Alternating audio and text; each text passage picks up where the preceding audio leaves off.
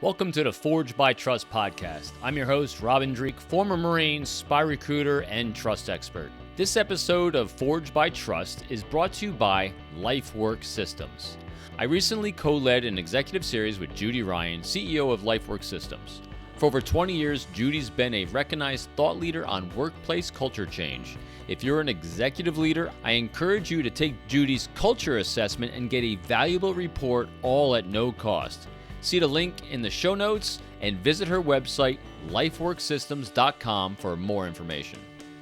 Coming up next on the Forged by Trust podcast. Actually, what led to my interest in curiosity was interviewing all these really high-level leaders who really embrace curiosity. A lot of people ask me how did I define curiosity, and it is about asking questions and exploring and all that. But to me, in the business setting, it's about getting out of status quo ways of doing things. The spark is curiosity, because when people are curious and interested to ask and getting out of status quo ways, they offer solutions that are much more innovative and they're more engaged because they're in jobs that they care about and that fascinate them. Welcome to the show. I'm Dreeke, and on the Forged by Trust podcast, we decode the interpersonal communication skills of the world's most acclaimed forgers of trust.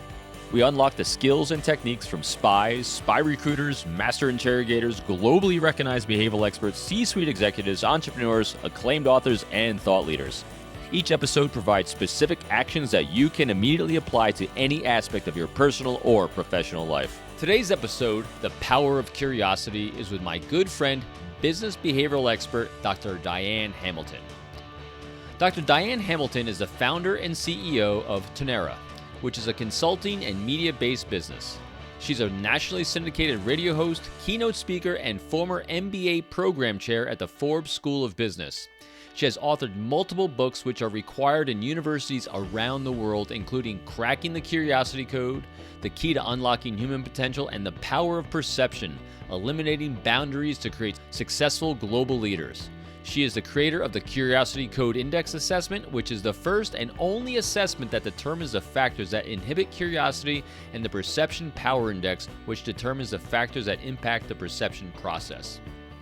During today's episode, we talk about defining curiosity, exploring and inspiring curiosity in children, why curiosity is important for business, how to create a safe environment for curiosity, how humility impacts curiosity, 4 factors of the Curiosity Code, how do you hire curious people, and how to reignite curiosity once lost. Hi. Holy cow, and she's a minute early too. Hey, if you're not early, you're late in my family. That sounds very Marine-like, Diane. Oh my gosh, I can't thank you enough for scheduling time this close. I mean, I didn't invite you on the show but a couple of weeks ago, or even closer. Picked a really good, what I do is I pick certain days and I do everything all at once. And you just happen to pick a day that somebody had canceled. Oh, thank goodness. Yeah, so it worked out pretty well. Because I don't like to get ready every single day. So I'm like, and I got you midstream. All in a row. Yeah. It's great. I got you midstream too. How'd the keynote go this morning, by the way? It was great. It was a little different because it had to deal with children. I usually deal with adult things. It was teachers I had to speak to about how they can develop curiosity in kids. But I was more dealing with how they could help themselves with their own curiosity in a way. So. Oh my gosh, that's a big topic in your book, which I absolutely loved. But I want to explore that a little bit. So what did you share with the kids and the teachers about developing curiosity and how important it is? Well, they have this special training that they have for these teachers that they don't want to embrace because it's not the status quo way of doing things. So we basically focused on that more than anything, about getting out of status quo, because that's how I look at curiosity. Yeah. So it was a back and forth and a lot of polling and different things. It was fun. It was it was a different keynote because it was more interactive, but yeah, it was good. Awesome. So what had happened was I started seeing this theme. And curiosity was one of the driving factors of all these amazingly successful people. And then I dove a little bit deeper by accident. I'm reading Leonardo da Vinci right now by Walter Isaacson, who I absolutely love, is a great author. And I just read Benjamin Franklin. And I was reading Leonardo da Vinci. I had this another aha epiphany moment when you look at these historical figures and someone like Leonardo da Vinci, who is one of the most profound, curious people in history. Right. And you look at the type of person he was, and with the exception that I've learned of Michelangelo, everyone loved Leonardo. And I really was exploring, why did so many people love Leonardo? He actually didn't invent too many things that actually came to fruition. He had a lot of ideas on things. Right. And what I found is, I believe that his profound popularity is because he was so non-judgmentally curious about everyone and everything. He was into you. He was into life. He was into everything. And then Benjamin Franklin the same way, and all these great thought leaders around us. It's the curious that everyone loves because they're just exploring. Thoughts? Well, being half Italian, I'm really thrilled that you use some examples from there, because I think that, the people that I find the most interesting, people on my show, I interview all the most interesting people. And actually what led to my interest in curiosity was interviewing all these really high level leaders who really embrace curiosity, because I think that the ones who were the most successful list that as what makes them so much so in that respect. I mean, Warren Buffett always talks about curiosity, Bill Gates, and all the different people who have made a certain level of success. If you look at it, I gave a talk to a women's group not that long ago, where I listed like 10, 15 names from Fortune 500 companies of women CEOs, big companies. And then I added like Mae Jemison, top astronaut, and Oprah, and names that people recognize as well. And what they said made them a success. Almost every one said some version of curiosity, either getting out of status quo thinking, opening yourself up to asking questions. They put it in different ways, but it was almost everyone that was on this list. It was great to see. So when you were younger, because I love backstories of superheroes like you, the origin story, what was that like? What was it like growing up? Where does that spark originally come from, do you think? Well, I didn't have the traditional upbringing because neither of my parents worked, but my dad was super curious. He was born legally blind. He only had 2% vision, so he really didn't work. And I can remember my whole childhood, he would do all the things at once, multitask, where they tell you not to do. He'd have the newspaper, even though he couldn't hardly see it. He'd have it right up next to his face. He'd have book on tape going. He'd have the sports on the television going. He'd be brushing the dog's hair. He'd be doing, 7 things at once. And I noticed I do the same thing, but he had this interest in a lot of different aspects of learning. And so at the dinner table, every night we would play school as part of dinner, and they'd ask you a question based on your age and abilities, sort of, they make it a little harder to make you, because if you'd miss one, you'd become a third of a hippopotamus or something like that. And so I got used to doing that. And it's funny because I think back in summer, I'd be so bored. I'd make the neighbors play school with me because it was something to do. And I never thought I'd end up teaching, but it makes sense that I do teach higher ed now on the side, because I always had this interest in learning and exploring. And I think it's both sides of my family. My mom's very interesting too. They both have their unique way of exploring different things, but I'd say it was pretty strong in my family to explore things. Nothing was off limits, I don't think. That's really interesting about the teaching. My grandmother is the house I used to go to every weekend when I was very, very small. And I used to play school with her too. I used to make up all these tests. I think, like you said, I think it's a generational boredom thing when there's nothing else to do. It's either chalk jacks or play school, back then. Right. Wow, your father was legally blind. Yeah. And, he wrote books too. So, I got some of that from him, I think.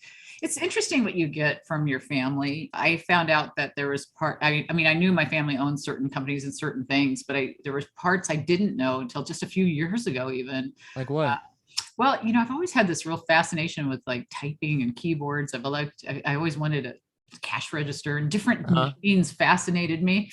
And I am actually making a Lego cat typewriter right now. It's very hard. But I That's always so had cool. this interest in hard. I've had this interest in these business machines. I never thought about it. I took business machines in high school, which who takes business machines, right? Right. I No, took, we did. Yes. yeah. Did you? Well, I took typing, but then they had Yeah. an additional one.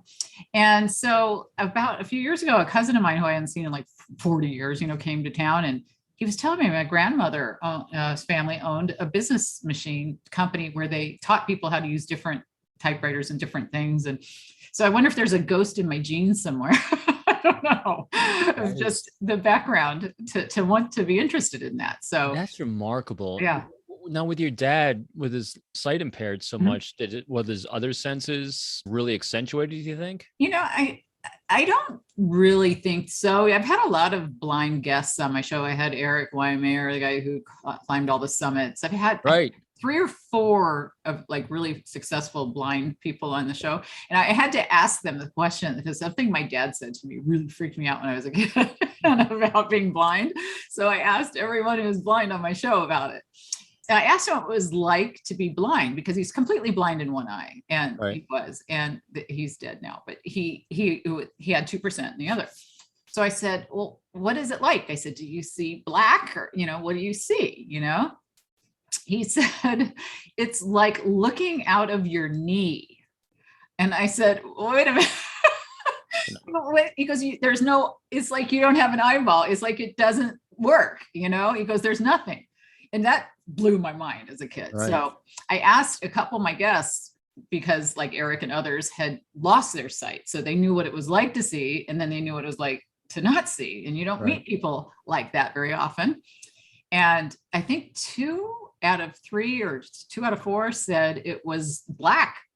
And the other one said it was nothing like that. And the nothing is hard to comprehend if you've had something. Right. Yeah. So wow. Off topic, but interesting to me. To me, it's not off topic because understanding all that someone takes in and is immersed in their lives gives us a real understanding of why this individual sees the world like they do. And I'm always curious about that because everyone has different context, and I enjoy exploring how someone becomes who they are today because everyone in the moment is successful. But it didn't just happen. There was a journey, and the journey is always fascinating just because, especially for people listening, I love showing that, hey, we can have all these great, fascinating people on a show and people can be learning exactly what to do today, but no one was born with all this just falling on their laps. It was all just a fascinating journey. So getting back to that, because this is all about curiosity, which you made me very curious about when you say unusual things that are different from someone's context, it spikes that curiosity. So with that, what is curiosity and why is it important? Let's just start with that. Let's start at the beginning. Well, a lot of people ask me, how did I define curiosity? And it is about asking questions and exploring and all that. But to me, in the business setting, it's about getting out of status quo ways of doing things. Because I think we get a lot of blockbusters and, other companies like Kodak's that they did things that worked really great in the past, and they just want to keep repeating that. And when you have that and you won't let go of it because they think it's going to keep repeating and giving them the same results, that can be very, very dangerous. And so they both overlooked really great opportunities sitting in their lap with digital ways to overcome, what was happening. And they both turned it down. And when you look at that and you look at what companies are trying to do, they're trying to be innovative, they're trying to be engaged, they're trying to eventually be productive, right? But they're not recognizing something's missing. So I sometimes liken it to baking a cake. Okay, so stay with me here. Let's say you're going to bake a cake and you've got like flour and oil and eggs and whatever it is, their ingredients, right? And you mix it together, you put it in the pan, you put it in the oven. What happens? Hopefully it rises and doesn't stick to the pan. Right. But you have to turn on the oven for that to happen, right? Yes, otherwise you get goo. So to get cake, you got to turn on the oven, the spark, right? In the working world, we want innovation, engagement, productivity, all these things, right? We know we want the end goal. Our cake is money, really. To be the success is the cake. Right. But to get there, we're mixing together all these ingredients of innovation, engagement, all these things. we're putting in the oven, but we're not turning on the oven. And if you don't turn on the oven, you don't get those things. And the oven, the spark is curiosity. Because when people are curious and interested to ask and getting out of status quo ways, they offer solutions that are much more innovative, and they're more engaged because they're in jobs that they care about and that fascinate them. And it was surprising to me how much this was overlooked. When I wrote the book, I wasn't anticipating where it was going. I thought I was just going to write a book on curiosity. But what I ended up doing was creating that curiosity code index. And that was what was fascinating to me, was to look at what inhibits curiosity. Because I kept looking out there, and there were assessments that told you if you had high or low levels, but right. What if it's low? Then what do you do? And I wanted to fix that. So that was kind of what motivated me. That book was one of the best books I've read this year. Matter of fact, I just recommended it to another group. And because I'm going to digress on the book for a second. It was well-researched. It was fascinating. I took a lot of notes on your book. You gave me a lot of other books to read in that book, which is a great hallmark of a great book. So thank you for writing that. So when you're in those corporate cultures and people fall in love with the way things are today, because it provides a psychological comfort not to change, but we know in order to innovate and solve problems, we have to change. How do you overcome that? How do you inspire people to want to be curious? How do you create that safe environment for curiosity? It's such an interesting question. When I wrote my doctoral dissertation on emotional intelligence and its impact on performance, I was thinking about emotional intelligence and thinking the people who need this the most are probably not seeking out right, the people reading it. You know what I mean? And it was kind of the same thing for curiosity in my mind. But then I had Daniel Goleman on the show when we were talking about some of that kind of, and you get somebody like Daniel Goleman out there, and they reach the people who reach everybody else, the people who have the emotional intelligence, who can say, this is important, this is what I want for our culture. You get to the CEO level in an organization if he really or she really embraces that need for culture, and they know that curiosity is critical, then they're the ones who get the people reading and thinking. And so it was the kind of thing that, do you write something that people who need it aren't gonna want? But yes, you do, especially in the business setting, because others who find it important share it. Now, to get a culture this way, I'm often asked, what if it's a culture that doesn't embrace this and the CEO says, and what do you do? Usually in a company like that, if the head of the company doesn't embrace curiosity, they'll either be gone eventually, or you will be, because you won't stay there. You know what I mean? It's gonna come from above. And I talk about a lot of companies that do some amazing things. In the book, I wrote about the hospital that brought in the race car team to help them with efficiency. That was fascinating, right? Yeah. And you go to these companies where they think like, oh, I don't have to think in my cubicle. I can think outside my silo. I could think outside my industry. I could think outside of everything, right? Look somewhere else. There's a electric bike company that sells bikes that they ship in boxes, and they were breaking, and they were these hybrid bicycles, and a lot of them were breaking when they were getting there, and they wanted to solve this problem. And they thought, well, what can we do? We can double the box size, and then we got to double our costs. And so they were trying to figure a way to fix this, but not spend a lot of money doing it, right? We all want that. Right. And so they thought about it, and they used their curiosity to look at how other companies, what they were doing, not necessarily in their industry. And they thought, well, what else ships in a similar container, and are they having any breakage? And they found out that flat screen TVs shipped in the same kind of box. And they thought, well, let's check it out. And they weren't breaking nearly as much. And they thought, well, that's the weirdest thing, because they had basically the same shipping. Right. And the only really big difference was they had a flat screen TV printed on the outside of their box. So they thought, let's just spend a couple more cents, print a picture of a flat screen TV on it, and see what happens. What do you think happened? Right? Not nearly the breakage. So that is genius. It's genius. It is. And they still do that. And they saved a bunch of money doing that. Wow. Yeah. It's those kinds of things that companies, they can inspire that culture of curiosity you're asking me about by allowing that exploration and not thinking of things as just ridiculous. Like the hospital people don't think it's ridiculous to have the Ferrari team come into the hospital and watch what they're doing to help them with efficiency. Well, it was genius because it helped them reduce deaths, right? So it has to come from the top, and we have to be open to it. And this is a big conversation. It is. One of the other companies you mentioned in your book that I've seen mentioned numerous times is Blockbuster Netflix. Mm-hmm. And I just read this year too, No Rules Rules, a Netflix story, which is a fantastic book also about, creating a different kind of corporate culture. Mm-hmm. And one of the things they do really well in that organization, matter of fact, one of the reasons why I was inspired to reach back out to you, because curiosity plays, I think, a big role in this. I'm curious about how it does.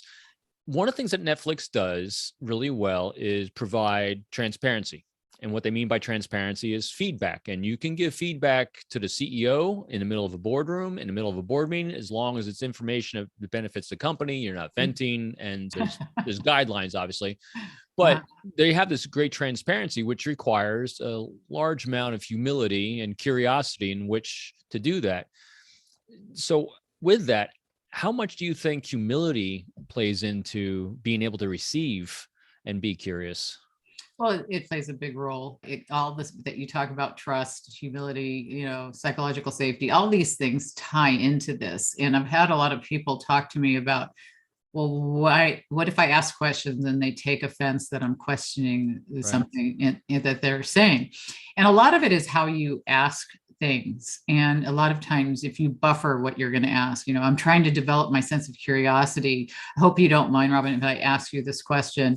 If you make it look like you're developing yourself and not attacking them. And it's kind of interesting to see how men and women are different on how they want to ask questions. There was that too.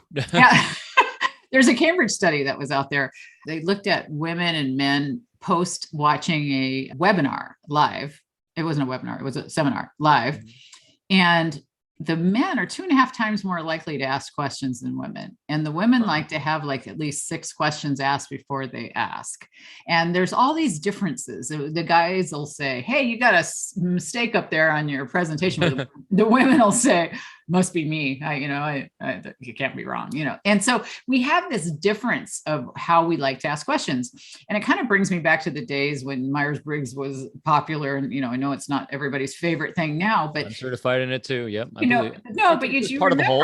I'm sure it has some great value, because you find out not just what you are, even if you can't say that that's the most valid thing in the world, you find out what the other person is that you are not more, to me, is what was valuable in that. Mm-hmm. And so, how that if you're talking to maybe a woman and that it doesn't feel comfortable asking questions as much as the guy, or if you're talking to an introvert, you don't talk over them because they're eventually going to answer you. And for an extrovert, we learn to shut up, right?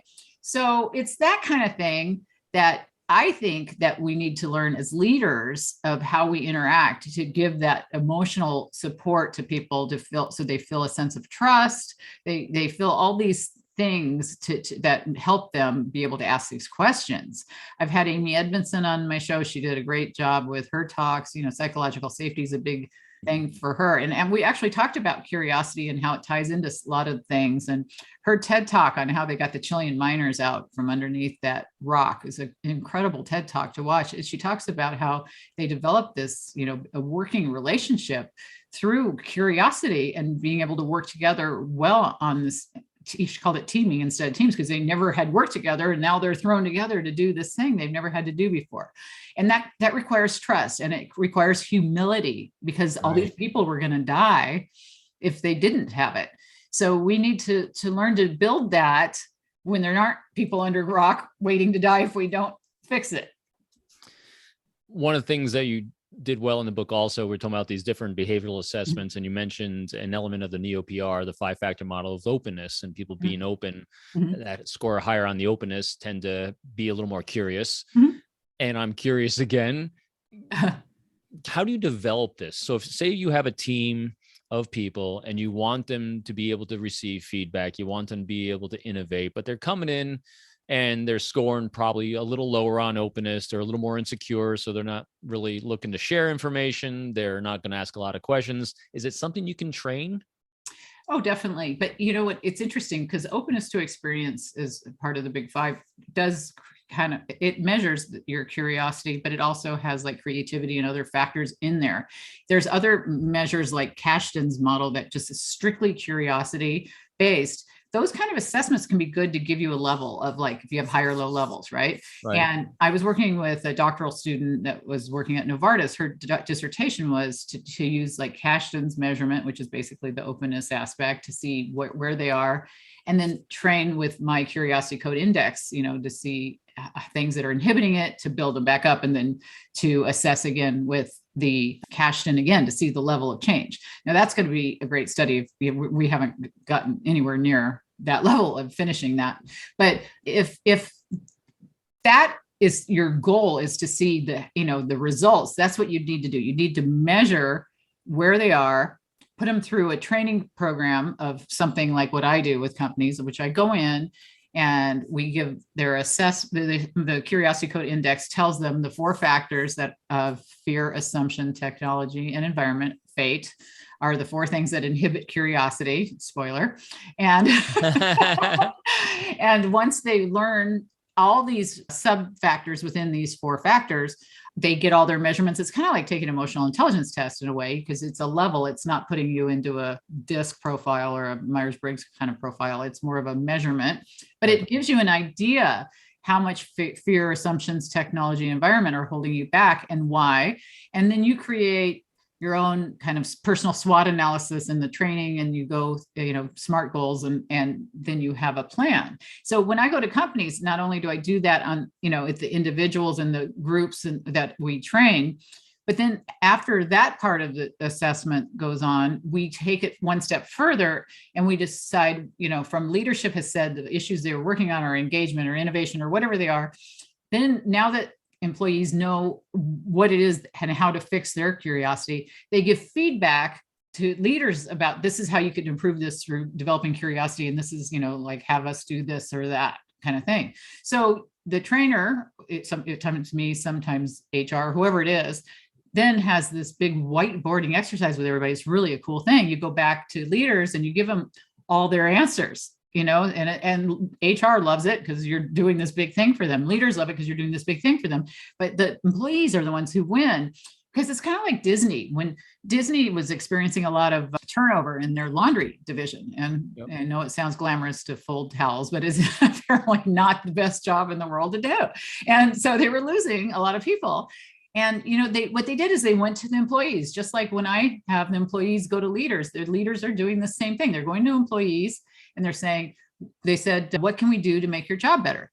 Simple question, simple curiosity, figuring, they'll tell me to buy them a Ferrari and, maybe there'll be nothing there, but let's just try it.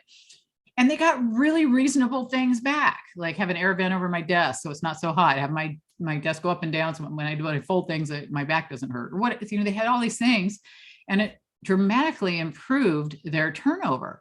So that's what we do when we work with these companies to build that curiosity, is you find out from leaders what it is they want to fix, and then you take it to the horse's mouth, like we did with curiosity, the curiosity example, as far as what can you do, what can we do to make this better? And you get that from your employees and you bring it back up. So whether you have a company, a team, an individual, on yourself, is there a way to figure out if curiosity is the problem, you're not enough of it, or is that the place that you should start by default? Well, I think it's the spark to everything. And so have most of the experts on my show. So it is kind of a place to start, but you can do measurements of curiosity. You can take assessments like what I do.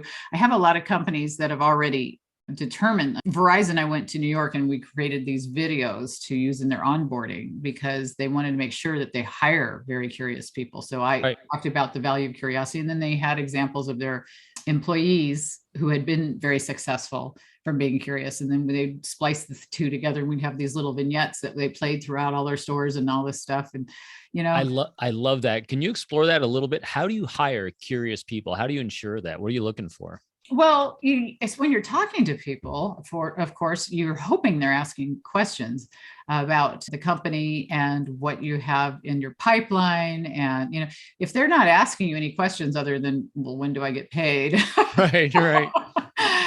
That's a big sign. I think you need to look at the kinds of questions people ask and how appropriate the questions are, like the paid versus what are you guys coming up with next? There's a big difference, you know what I mean, in questioning. And now you as HR, when you're in hiring mode, are there any good questions they should be asking to kind of that they can gauge whether this person is curious or not? I think it's good to ask them, what research did you do on our company?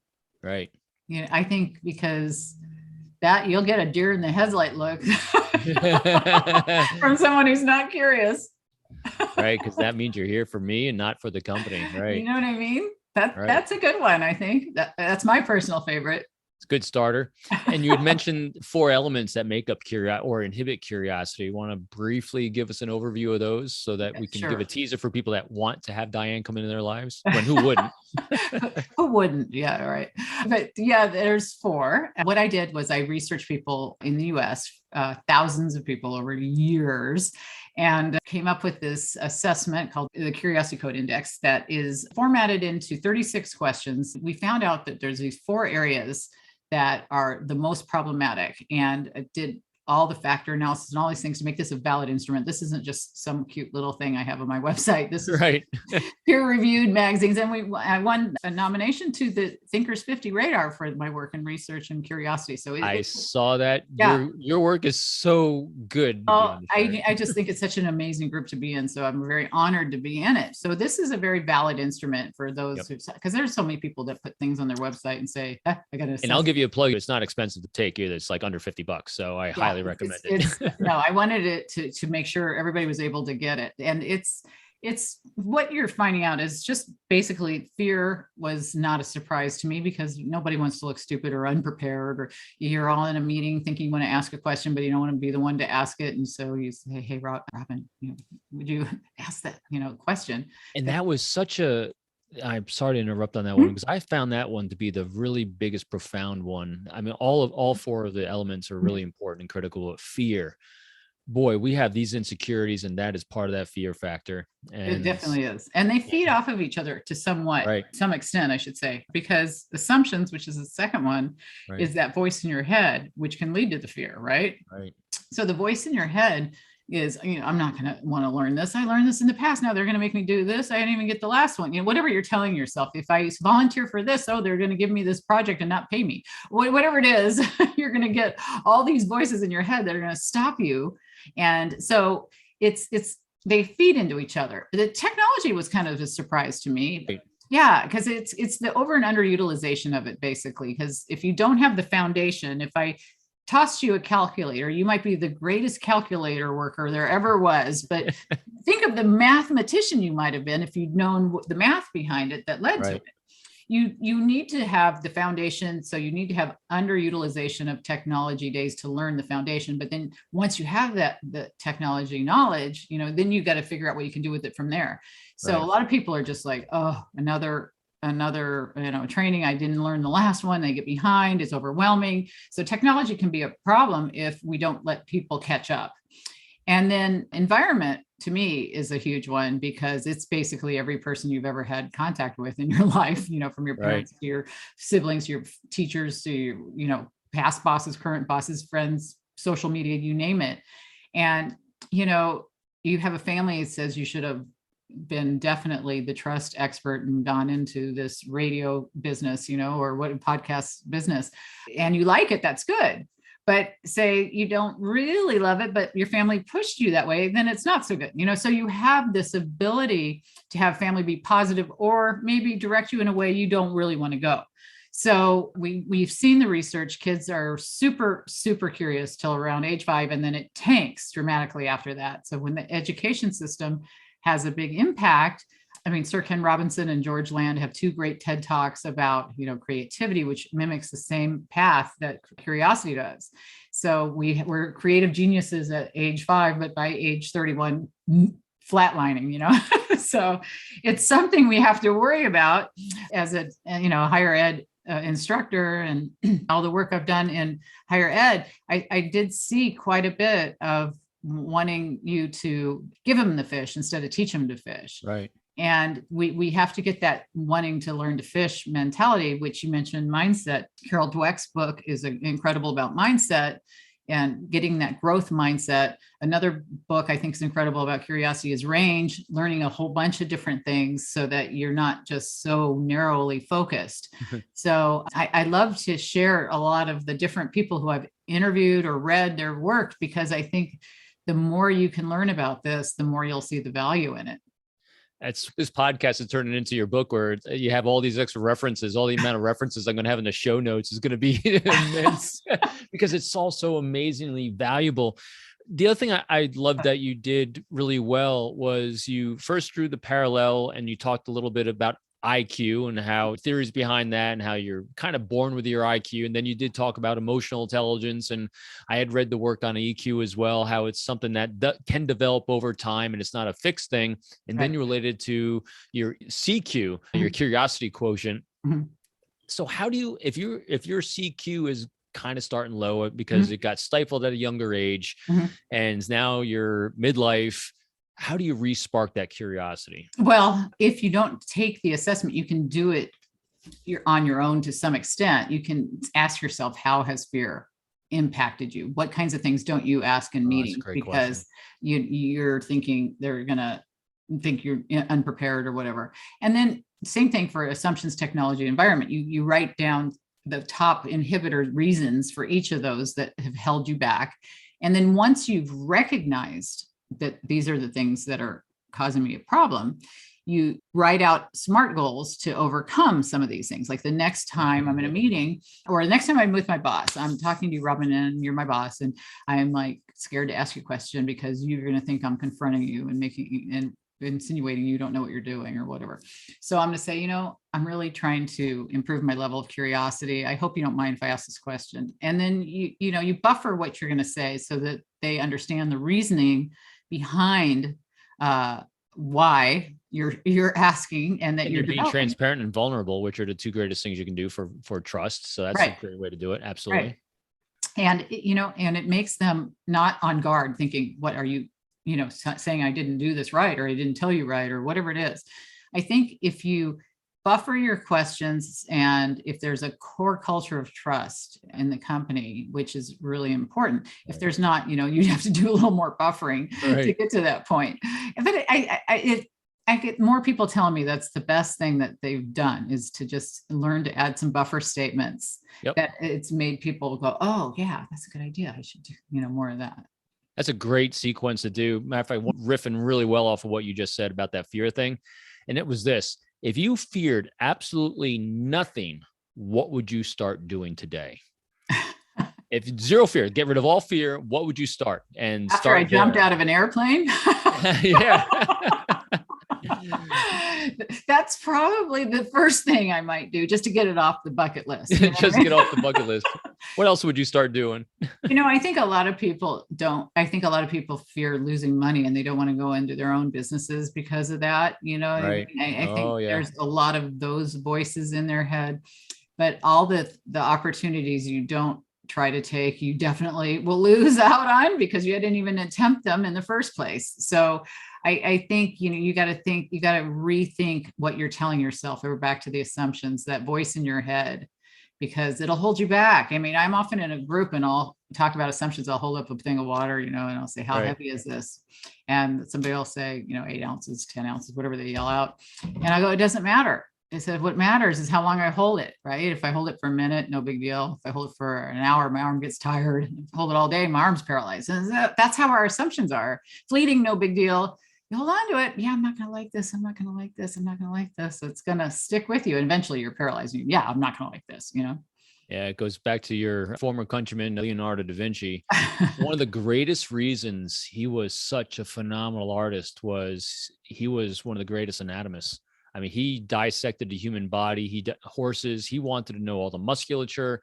I mean, he knew nonverbals before nonverbals became a thing, because he actually saw what was linked to in the face to that portion of the brain, to the emotion that caused it, so he could paint it. It was all about so he could express it. But in order to express it, he had to be curious about all these other things. I mean, that was just profoundly wow. It is amazing. I have one of his pictures on my slides, the body one, Paul Ekman was on my show, the facial expression guy. Yep. And I've had, we've talked about all these different things with all these different people. And Leonardo comes up once in a while in just different aspects, because it's like Benjamin Franklin. You get certain names or Thomas Edison. How many times did he have to fail before he got the light bulb, and all the things that he had to do. And think of how many patents he had to have to get that. And you think of all the things that someone gets credit for, but nobody looks at all the backstory behind it. And almost everybody who's been a super success on my show has failed. I mean, who hasn't? And nobody looks at it as a failure. They just look at it just didn't work that time. We'll try something else. Life is solving problems. And that's what you talk about. Curiosity fuels motivation, fuels innovation. Mm-hmm. What didn't I ask you that you think is important for people to know before they leave? Well, I think that a lot of people want to know how they could take the Curiosity Code Index. And if, they go to curiositycode.com, they could do that. But if you want just to get a peek at, the book is actually free at developcuriosity.com.